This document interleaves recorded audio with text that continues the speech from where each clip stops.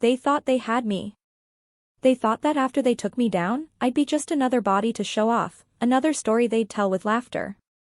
They didn't know that inside me lay a plan, a map, and a countdown clock. They didn't know that every day they kept me there, I was adding pieces that would one day compose their downfall. My name is Clara, and I've been a police sergeant for 9 years. I've worked in patrol, in intelligence operations, in hostage rescue. Most of my entire life has been spent training to keep someone safe. I was surprised, then, by the feeling of being on the other side of the equation. That night's operation seemed routine, support for a team already in position, a coordinated entry, a planned retreat. Everything was set up to be simple. Nothing went as planned. There was a leak. There was an ambush. We were in crossfire, the radio was silent. And the feeling that in moments the outside world would become too distant for us. I remember the smell of gunpowder, the weight of the vest that suddenly seemed useless, the hand that gripped my arm tightly and pushed me into a car. I was taken. I won't describe what happened in that time stolen from me. Not because I don't remember, but because I won't give shape to what they did. And also because that's not the center of the story I'm telling now. The center is what I did after realizing that my body and my freedom had been kidnapped. The center is how I transformed power into strategy. The center is how, day by day, I constructed the steps that would later become my rescue and the downfall of the machine that imprisoned me. In the first moments, the reaction was instinctive: shock, anger, the immediate need to survive. Survival for me meant 2 things: keeping my body alive and keeping my mind sharp. My mind was my most valuable weapon, and I would use it to track, to memorize, to plant the seeds of their own destruction. The first thing I did was observe. I observed faces, patterns, voices. I learned the watch shifts. Who did I obey? Who? Who smoked? Who stole from their own accomplices? Listening was an act of intelligence. I heard repeated names, I heard routes, I heard mentions of motorcycles, cars, schedules. I mentally noted any word that might be useful. Slang names, nicknames, references to a nearby establishment, where a gust of wind blew from a busier street, the sound that announced the passing of buses, if there was a church bell nearby, if a dog barked every time someone passed. All of this became coordinated in my head. Every tiny detail was a haunting. A piece of packaging in the corner that bore part of a logo, a mark on the floor, a hole in the wood of the door, the different taste of fireworks on the eve of a party. All these tiny clues allowed me to silently construct a mental map of that place. I couldn't write, I couldn't speak, but I could memorize. I established routines that seemed banal but kept me sane. In the morning, I counted slowly from 100. In the afternoon, I would repeat my mother's name 3 times under my breath. At night, I created micro-rituals, folding imaginary laundry in my mind, and taking a mental inventory of what I knew about each person there. These rituals were anchors, small threads that connected me to the world I knew existed outside that captivity. And then I did something that, from the outside, might seem contradictory. I allowed myself moments of deliberate fragility. Not to surrender, but to understand limits. I showed fear when necessary, created when it was safest, and saved strength for when I needed to act.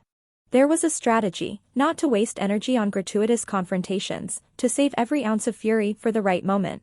As I adapted to their routine, I began to manipulate the microenvironments to my advantage.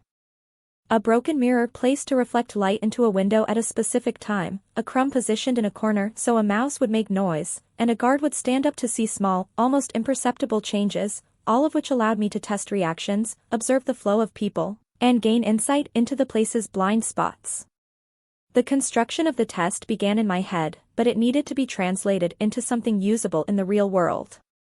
Every word I heard, every name uttered in a tone of contempt, every reference to logistics became a record.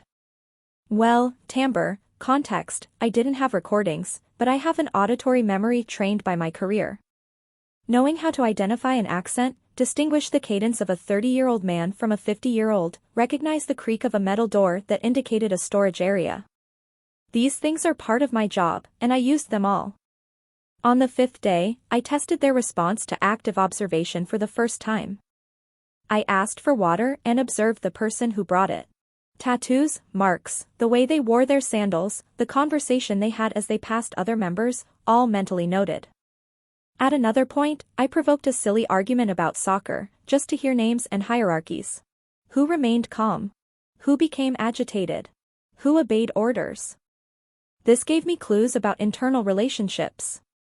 And internal relationships are always the vulnerability of criminal structures. When the presence of logistics routes appeared in my notes, mentions of a specific colored car, departure times to pick up cargo, I assumed the role of architect of my own rescue. I knew the police were looking for them, or at least hoped they were. My job was to facilitate the connection between my team and my location, without giving away my position directly. To achieve this, I began creating small signals that could be detected by a trained person: a misplaced stone, a window ajar at a specific time, the order of a certain element on the floor. At the same time, I worked to maintain my physical fitness. Breathing exercises, discrete muscle contractions to maintain tone, isometric exercises in the silence of the night. Food was scarce. I transformed willpower into rationality. Every calorie saved gave me extra lucidity. My body needed to be functional so that, when the moment arrived, it would be able to follow the plan. And I was certain that the moment would arrive. There were nights when darkness seemed eternal. There were mornings when hope seemed like a cruel joke, but with each dawn, I set a goal. Today I help the police find me. Today I ensure that their mistake will be discovered. Today I save something that later becomes evidence. This daily discipline was the basis of everything. Within 15 days, I began to accumulate enough information to pinpoint possible escape routes and footholds. There was recurring mention of a warehouse near a train line, mentions of a northern cape that was only used on certain nights, and names that appeared as references to suppliers. I assembled a mosaic in the corners of my memory that connected people to places. It was all vulnerable and still fragile, but it was better than nothing. One day, conversations were overheard about a delivery that would arrive at dawn to a nearby hill. I heard the name of a street, the model of a car, and the expected time. Instantly, I knew it was an opening. Not because it was a chance for physical escape, I couldn't take advantage of it alone, but because the police might intercept. My mission from then on was to leave traces that confirmed I was there and that this was the right place. In the following days, I took more risks. I provoked small movements of objects that made them consistent with the pattern I wanted to be noticed. I positioned the mirror so that the moonlight reflected directly onto the street at a time that coincided with the passage of the car they described. A flashlight pointed upward at a specific moment. Small things, but to trained eyes, they could indicate active human presence at the scene. I know that outside of that, my team never gave up. I received later news that intensive searches were underway, that family and colleagues applied pressure, and that internal affairs had opened lines of command. But I couldn't rely on that. I needed to build what I call a bridge of evidence, something that, when the search began, would connect what I knew with what the police might find. On the 18th day, I was forced into extreme close proximity with one of the leaders. He spoke loudly about the transaction and arrogantly mentioned names. He mentioned a nickname for someone who handled routes and commented that everything was set for Friday morning. These details, time, day, nickname, are gold. In my head, I repeated them all and condensed them into a single line.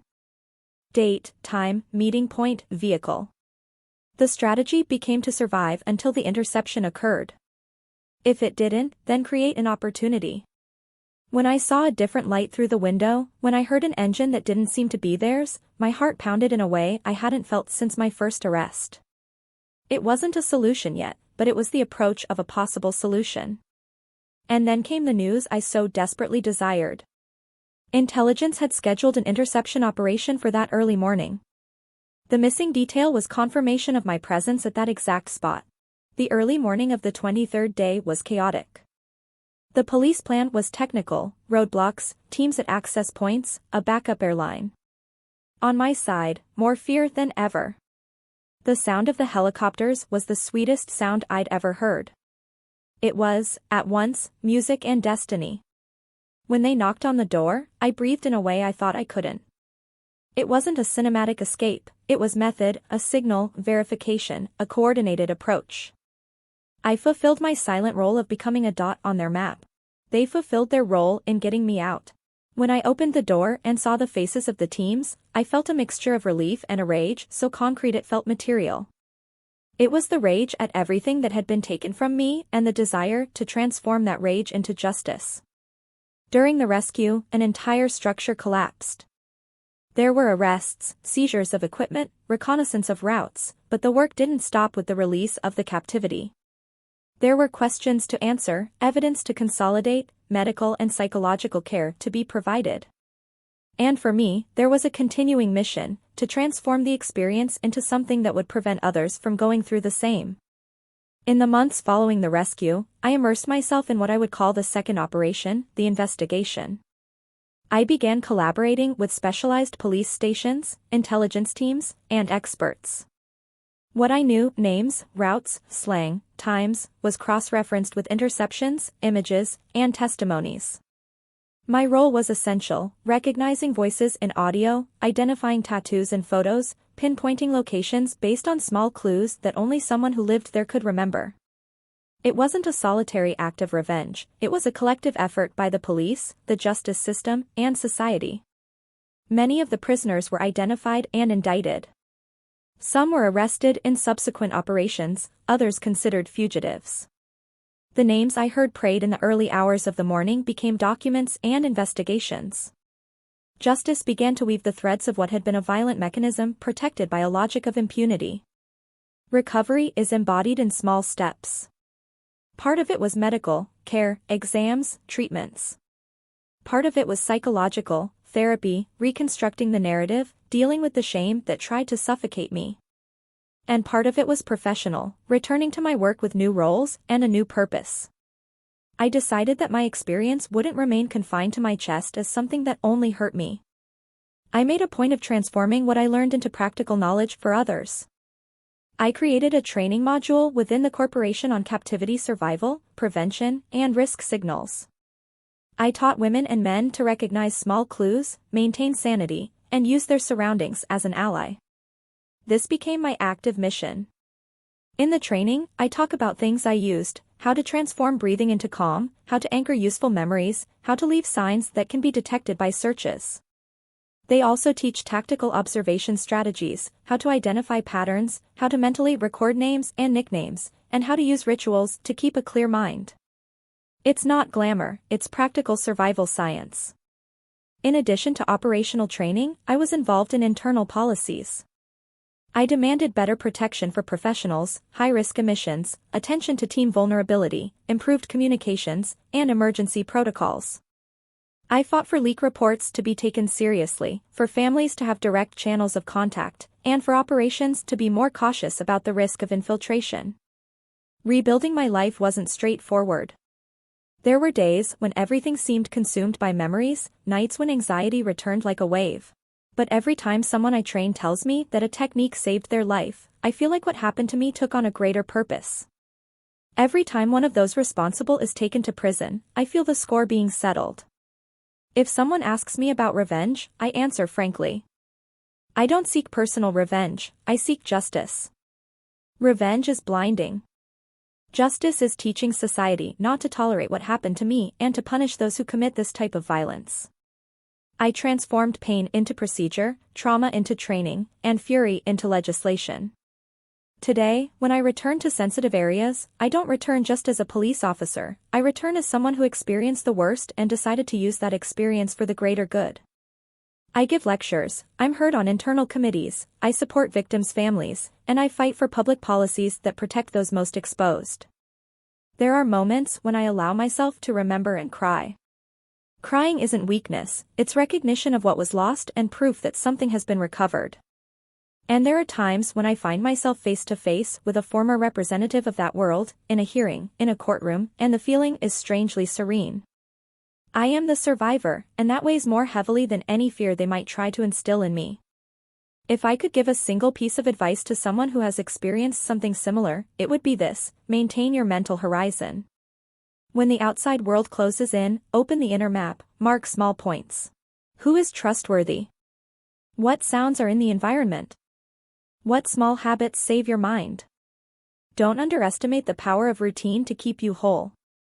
And if you can, record it silently, with memory, with symbols. These small mental notes can later become evidence. I would also say, use your anger judiciously. Anger can consume or build. Choose the latter. Transform energy into action. Seek allies, experts. I owe you your story without allowing it to be used for sensationalism. And don't accept being alone with your memory in the corridors of the courtroom. The most powerful thing I have had is the organized truth. Facts aligned, testimonies corroborated, forensic evidence supported my memories. When truth is armed with technique and evidence, it becomes relentless. And so it was. The processes that established the chain of responsibility were crucial in securing the conviction of several of those involved. There are still open wounds, and perhaps there always will be. But many doors have also opened. Women who previously felt helpless call me and say they've learned to protect themselves. Colleagues have adopted protocols I suggest. Young listeners at lectures thank me for giving them survival tools they previously didn't know. These doors are my practical redemption. My ending isn't a perfect tale of instant overcoming. It's an ongoing process. What I can say with complete conviction is that I am not what they made me be. I am what I decided to become later. And this decision was built every day in small acts, in micro-strategies, in a discipline of survival that applied to both body and mind. For those who will narrate this, for those who will listen, know that the violence I describe here is real and all too common. It is not an excuse to be insensitive, it is a call to action, to improve protocols, to listen to victims without blame, to offer resources, and to ensure that the rule of law fulfills its function. If my story serves to guide an operation with better judgment, to save a life, to ensure a complaint is accepted, then everything I experienced will have had a greater purpose. In the end, what remains with me most is not the terror, but the act of choice. I chose to survive, I chose to transform memories into evidence, I chose to teach, and I chose to fight for justice, not out of hatred, but out of accountability. They held me captive for 23 days and believed they had broken me. They were wrong to assume they could erase who I was. Every day I spent there was also a day I engineered their downfall. And when that downfall happened, it was the purest moment of justice I have ever witnessed. Today, when I close my eyes before bed, I repeat a phrase that saved me another day. Stay alive, make it count. It's simple, it's hard, it's true. If you've listened this far, thank you for listening carefully. If any part of this story touches you, seek help, seek support, talk to someone you trust. Pain doesn't have to be carried alone, and the work we do together is what can transform tragedy into prevention. The mission continues. As long as I can, I will be on the front lines, teaching, caring, and demanding that those responsible be punished. Because the justice we seek isn't just mine, it's for those who have been through it, for those who are still going through it, and for those who can no longer tell their story. And when people ask me today how I am, I answer, I am whole, rebuilt, on patrol for a society that needs to learn to better protect its own. And that, for me, is the most real victory. Don't forget to subscribe and tell us the city you're watching from.